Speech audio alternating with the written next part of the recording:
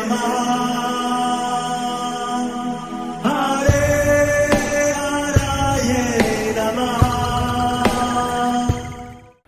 हरे कृष्णा जी, आप सबका बहुत बहुत स्वागत है। मंगलाचरण आरंभ करते हैं।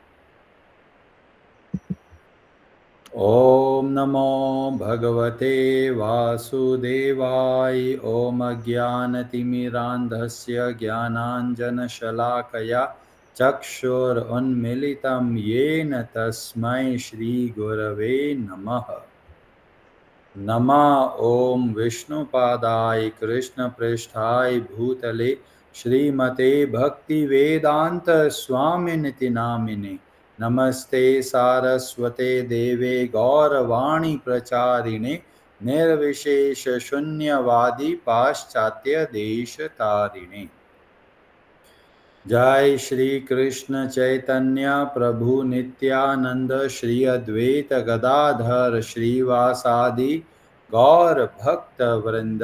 हरे कृष्ण कृष्ण कृष्ण हरे हरे, हरे राम राम राम हरे हरे।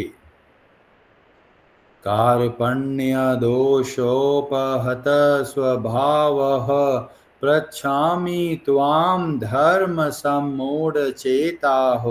यच्छ्रेयः स्यान्निश्चितं ब्रूहि तन्मे शिष्यस्ते अहं शाधि मां त्वां प्रपन्नम्। हरे कृष्णा जी, भगवद गीता आरंभ करते हैं। अध्याय 4 श्लोक नंबर 29। ब्रजेश्वरी जी, आप पढ़ेंगे संस्कृत। हरे कृष्ण।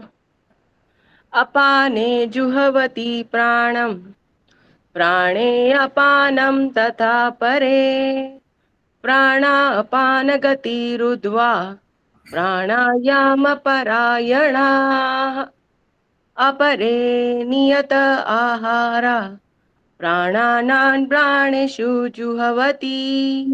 हरे कृष्ण। हरे कृष्ण। अपाने निम्नगामी वायु में जुहवती अर्पित करते हैं प्राणम प्राण को, प्राणे प्राण में, अपानम निम्नगामी वायु को, तथा ऐसे ही अपरे अन्य प्राण प्राण का, अपान निम्नगामी वायु, गति गति को, रुद्धवा रोक कर, प्राणायाम श्वास रोक कर समाधि में, परायणाः प्रवृत अपरे अन्य नियत संयमित अल्प आहाराः खाकर प्राणान प्राणों को, प्राणेषु प्राणों में, जुहवती हवन करते हैं, अर्पित करते हैं। अन्य लोग भी है जो समाधि में रहने के लिए श्वास को रोके रहते हैं। प्राणायाम वे अपान में प्राण को और प्राण में अपान को रोकने का अभ्यास करते हैं और अंत में प्राण अपान को रोक कर समाधि में रहते हैं। अन्य योगी कम भोजन करके प्राण की प्राण में ही आहुति देते हैं। हरे कृष्णा जी। बहुत ही अद्भुत प्रसंग चल रहा है। भगवान श्री कृष्ण को हम सब की बहुत चिंता है, इसीलिए उन्होंने हमारे जीवन को किस तरह से स्वस्थमय बना सके उसकी सारी की सारी व्यवस्था करके रखा है। हम किस तरीके से अपने शरीर का ध्यान रख सकते हैं, तो भगवान श्री कृष्ण की कृपा से हमको अष्टांग योग का ज्ञान प्राप्त हुआ, आयुर्वेद का ज्ञान प्राप्त हुआ, और हमारे ये आध्यात्मिक ज्ञान के द्वारा हम तरह तरह की बीमारियों से मुक्त रहकर बहुत आसानी से जीवन को जी सकते हैं। तो बहुत विस्तार से हमने प्राणायाम के बारे में बताया, और हमें श्रीमद् भागवतम में पता चलता है कि भगवान के भक्त जैसे कि ध्रुव भी इस तरह से अष्टांग योग के द्वारा भगवान की प्राप्ति करी। और वो आरंभ हुआ जब उनकी माता जी से कृपा से उनको भगवान की भक्ति का रास्ता मिला, और फिर आगे चलकर देव ऋषि नारद जी उनको शिक्षा देते हैं किस तरीके से वे भगवान के नामों का जप कर सकते हैं। वहां पर बहुत विस्तार से वर्णन आता है किस तरह से ध्रुव किस तरह से प्राणों को कंट्रोल में लाकर प्राण और अपान गति को ध्यान में रखते हुए प्राणायाम के साथ में जप करते करते भगवान के दर्शन कर पाते हैं। तो ये बहुत ही प्राचीन विधि है, बहुत ही प्रभावशाली है और हम सबको प्रेरणा मिलती है यथासंभव प्राणायाम का अभ्यास करना चाहिए। चाहे छोटा बच्चा हो चाहे बड़े हो, सबके लिए ये प्राणायाम बहुत आवश्यक है। कई लोग बोलते हैं प्रभु जी हमको समय नहीं है। अगर हम ऐसा बोलेंगे तो हम कभी भी समय नहीं निकाल पाएंगे। कुछ चीजों के लिए हमको समय निकालना पड़ेगा, कुछ चीजों के लिए समय हमको रिजर्व करना है कि भगवान के माला के लिए इतना समय मेरा फिक्स है, उसमें मैं कोई कमी नहीं कर सकता। ऐसे ही आधा घंटा 1 घंटा नियमित रूप से निकालना है कि ये शरीर भगवान की संपत्ति है और इसीलिए इसके देख रेख की जिम्मेदारी मेरे ऊपर है। और इस भाव से हमको थोड़ा थोड़ा अभ्यास अवश्य करना चाहिए। 45 मिनट का रिजर्वेशन कीजिए, 15 मिनट आप थोड़ा एक्सरसाइज कीजिए, भागने की कूदने की, 15 मिनट आप तरह तरह के आसन कीजिए और 15 मिनट आप प्राणायाम कीजिए। ये 45 मिनट का कार्यक्रम हमको हर रोज करना है। जैसे जप के लिए समय निर्धारित करना है, ऐसे ही हमारे स्वास्थ्य के लिए भी समय निकालना है। और लोग बोलेंगे जी ऑफिस में बहुत काम है, समय नहीं निकल रहा। तो अगर हम अभी समय नहीं देंगे तो बाद में शरीर ज्यादा समय मांगेगा। जब बीमार हो गए, कुछ काम नहीं कर पाएंगे तो पूरा का पूरा समय देंगे, फिर भी वैसा स्वास्थ्य नहीं मिलेगा। इसीलिए मन के बहकावे में नहीं आना है। मन हमारा दुश्मन है। वो क्या करता है, जो उसको पसंद है उसके लिए समय नहीं देखता, और जो उसको पसंद नहीं है उसके लिए वो समय का बार बार हमको बोलता है। अगर हमको कोई पिक्चर देखना है और हमको आंखों को बहुत अच्छा लगता है, मन को बहुत भाता है, तो 2 घंटे की पिक्चर भी देख सकते हैं। पर जब भगवान का कार्य करते हैं, जो ऐसा कार्य करते हैं जो हमारे स्वास्थ्य के लिए अच्छा है, तो हमारा मन बोलेगा अरे समय नहीं है, बहुत सारा काम है। जब मन ऐसा बोले तो मन को झाड़ू से मारो और फिर जो चीज जरूरी है उसको अवश्य करना है। खान पान के लिए समय निकालना है, स्वास्थ्य के लिए समय निकालना है, परिवार के लिए समय निकालना है, भगवान के लिए समय निकालना है। तो इस तरीके से कुछ चीजों में कॉम्प्रोमाइज नहीं करना है। मन कितना भी बोले, मन को बता दो ये हमारे अति आवश्यक कार्य है, इसको हम नहीं टाल सकते। और इस तरह से हम धीमे धीमे अपने स्वास्थ्य का लाभ ले पाएंगे। बहुत सारी माताएं होती है, सुबह सुबह रसोई में चली जाती है, बच्चों के लिए नाश्ता बनाना है, खाना बनाना है, समय नहीं मिल रहा है, तो वो नाश्ता जो जरूरी है वो हो गया काम, बच्चों को स्कूल भेज दिया, फिर आप आधा घंटा निकालिए, प्राणायाम कीजिए और फिर आप अपना जीवनचर्या को आगे बढ़ाइए। तो कोई भी बहाना नहीं सुनना है, हमको ये स्वास्थ्य के लिए प्राणायाम अवश्य करना है। थोड़ा थोड़ा प्राणायाम, थोड़ा थोड़ा आसन, थोड़ा थोड़ा खिंचाव, जिसको बोलते हैं सूक्ष्म व्यायाम, इन सब को करना बहुत जरूरी है। अभी समय नहीं देंगे तो बाद में बहुत दुख पाना पड़ेगा। भगवान श्री कृष्ण 10वें अध्याय के 31 से 31 श्लोक में एक बहुत सरल और बहुत प्रभावशाली बात हमको बताते हैं। भगवान श्री कृष्ण बोलते हैं पवनः पवताम अस्मि। जितने भी शुद्ध करने वालों में कोई वस्तु है उसमें सबसे प्रमुख है पवन, मतलब वायु। और ये इतनी गहराई वाली बात भगवान श्री कृष्ण एक आधी लाइन में ही बोल देते हैं। अगर हमको शुद्धता चाहिए तो कैसे शुद्ध होते हैं? पवन से, वायु से हम शुद्ध होते हैं। और यहाँ सीधा कनेक्शन हमको देखने को मिलता है कि किस तरह से जब हम प्राणायाम के द्वारा वायु का ध्यान रखते हुए जब हम प्राणों को, मतलब जो वायु है जो ग्रहण करते हैं, जो छोड़ते हैं, और शरीर के अंगों में अलग अलग तरह की वायु जो चलती है, केवल उसका ध्यान रखने मात्र से हम अपने आप को शुद्ध बना सकते हैं। और इसीलिए ये वायु के द्वारा हम अपने आप को शुद्ध करना है, विशेषतया आंतरिक अंगों की शुद्धि के लिए ये वायु हमारे लिए बहुत लाभदायक है।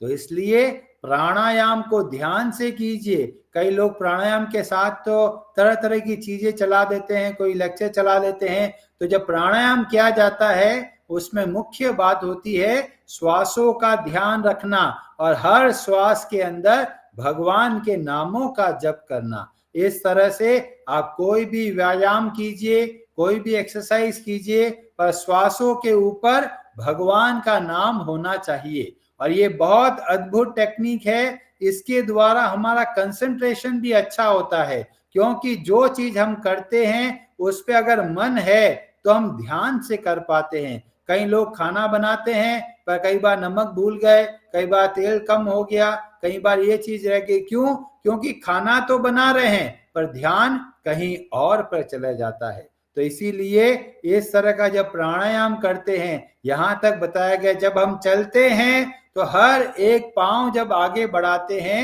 तब भगवान के नामों का जप करना है। तो इस तरीके से मन को भगवान से जोड़ कर रखना है, और यही है वास्तव में योग। योग का मतलब होता है जुड़ना। तो हमें इस मन को भगवान से जोड़ना है, और इस तरीके से कार्य करेंगे तो हम हर कार्य को बहुत ध्यान से कर पाएंगे। अगर ध्यान की कमी होती है और अच्छे तरीके से कार्य नहीं होता तो बहुत सारी गलतियों पे गलतियां होती चली जाती है। इसीलिए अपने को चाहिए कि भगवान का नामों का जप करते हुए हर एक कार्य करना है। खाना खाते हैं तो हर एक कोर जो मुंह में खाते हैं उसमें भगवान के नामों का जप करना है, पूरा एक मंत्र बोलना है, तब वो आगे की ओर लेके जाना है। इस तरीके से खाना खाएंगे तो ऐसे खाने का हमको बहुत लाभ मिलेगा। जब टीवी देखते हुए खाना खाते हैं तो हमें पता ही नहीं चलता हम क्या खा रहे हैं। तो इसलिए बहुत जरूरी है कि हमें इस तरीके से भगवान का स्मरण करते हुए, भगवान के नामों का जप करते हुए हर एक कार्य को करना है। और जो लोग बोलते जी समय तो बहुत कम है, तो आयुर्वेद हमारी सहायता करता है।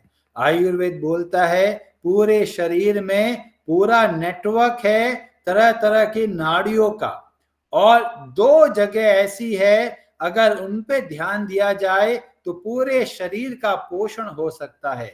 तो शुरू में आयुर्वेद बोलता है कि नियमित रूप से शरीर पर तेल की मालिश करना है। और कौन सा तेल? जो घानी से हमको मिलता है, जो शुद्ध तेल होता है, जैसे कि नारियल का तेल हुआ, तिल का तेल हुआ, सरसों का तेल हुआ, उस तेल से हमारे शरीर को मालिश करना चाहिए। पर जो लोग बोलते जी इतना कहाँ समय, हम तो 5 मिनट मिलता है, नहा के आते हैं भागते हुए और खाने बनाने में लग जाते हैं। तो बताया गया रात को सोने से पहले एक तो कान के मालिश कीजिए और दूसरा पांव के जो तलवे हैं उस पर मालिश कीजिए। ये दो जगह पर हमने अगर मालिश कर दिया तो पूरे शरीर को हमारा पोषण प्राप्त हो जाता है, क्योंकि हमारे पांव के तलवों में सारी जो नाड़ियां है वो वहां से गुजरती है। और इसीलिए बहुत जगह ट्रीटमेंट में बताया जाता है पांव के ऊपर एक्यूप्रेशर किया जाता है। क्यों? क्योंकि सारी नाड़ियां वहां से होके निकलती है। तो क्या करना है, रात को जब सोने से पहले पांव को अच्छे से धोकर पांव के ऊपर तेल से मालिश कीजिए। फिर कोई जो जुराब होती है, सॉक्स पहनकर आप सो सकते हैं। ऐसे ही कान पर भी मालिश कीजिए, कान के आसपास के एरिया पे मालिश कीजिए। ये दो बहुत ही प्रमुख जगह है जहां पर अगर हम तेल से मालिश करते हैं तो हमारे शरीर को पोषण मिलता है। और भगवान श्री कृष्ण 15वें अध्याय के 14वें श्लोक में भगवान श्री कृष्ण बहुत अद्भुत बात बताते हैं जिसकी हमको बहुत आवश्यकता है। और सब लोगों, ज्यादातर लोगों को देखते हैं डाइजेशन की बहुत समस्या है, खाना पचता नहीं है या किसी को भूख नहीं लगती है, तरह तरह की समस्याएं जो पेट से संबंधित है उसका भगवान श्री कृष्ण बहुत सुंदर तरीके से वर्णन करते हुए बोलते हैं, अहम वैश्वानरो भूत्वा प्राणी नाम देहम आश्रितः। भगवान श्री कृष्ण प्रकट होते हैं किसके रूप में? ये जो अग्नि है हमारे पेट में उसके रूप में प्रकट होते हैं और क्या करते हैं? प्राण अपान समायुक्ता पचाम्यन्न चतुर्विधम। ये भगवान श्री कृष्ण की कृपा से हम ये खाने को डाइजेस्ट कर पाते हैं। और वहां पर भगवान श्री कृष्ण वर्णन करते हैं प्राण और अपान समायुक्ता। ये वायु के द्वारा हम भोजन की समस्या को हल कर सकते हैं। किसी को भूख लग रही है, खाना नहीं मिल रहा, तो भी आप वायु के द्वारा अपने आप को कंट्रोल में लेके आ सकते हैं। कम खाया तो भी तकलीफ नहीं है, ज्यादा खाया तो भी प्राण और अपान के द्वारा हम अपने खाने को अच्छे से डाइजेस्ट कर सकते हैं। और जब हमें तरह तरह के प्राणायाम बताया गया, उसमें जब कपाल भाती प्राणायाम किया जाता है तो उसमें पेट में खिंचाव आता है, जिससे पेट की बहुत सारी समस्याएं दूर हो जाती है। तो वायु के द्वारा ही हम अपने भोजन को पचाने का कार्यक्रम को कंट्रोल में लेके आ सकते हैं। ज्यादा खा लिया है, धीमे धीमे गहरी सांस लीजिए और गहरी सांस छोड़िए। इस तरीके से हम आसानी से अपने खाने को डाइजेस्ट कर सकते हैं। और अगर बिल्कुल भी खाना नहीं मिला है, जैसा कि किसी ने उपवास किया है, तो भी आप प्राणायाम कर सकते हैं। जब प्राणायाम करते हैं तो वायु के द्वारा जो अग्नि हमारे पेट के अंदर बढ़ रही है वह कम होने लग जाती है। तो ये सब प्रभाव हमें देखने को मिलता है वायु के द्वारा। तो इस प्राणायाम की विधि को हमें बहुत अच्छे तरीके से समझना है और थोड़ा थोड़ा जीवन में आयुर्वेद और प्राणायाम जैसे सिद्धांतों को अपनाना है। हरे कृष्णा जी। और कल से हम अगला जो इसी श्लोक का जो अगला लाइन है जिसमें बताया गया आहार के बारे में, फिर डिस्कशन उसका आहार के बारे में हम लोग करेंगे कल की कथा में। हरे कृष्णा जी। आप सबका बहुत बहुत धन्यवाद। हरे हरे नमः।